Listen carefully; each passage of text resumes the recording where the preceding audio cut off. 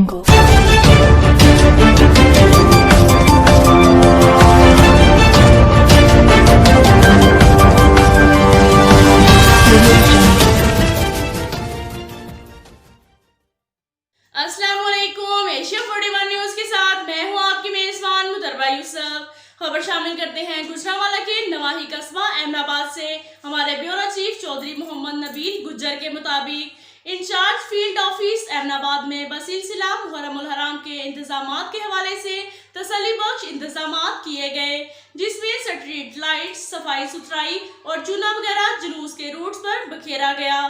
Field office Ahmedabad in charge Amjad Virk ने अपनी team supervisor Boota Gauri, Mohammad Yasir Sadiq, Sudhir पट के हमरा इमाम बारगाहों, जुलूस के रूट्स की सफाई सुथराई का जायजा लिया और ड्यूटी पर मौजूद वर्कर्स के काम को सराहा और वर्कर्स को शाबाश भी दी। अब तक के लिए इतना ही काफी है। मिलते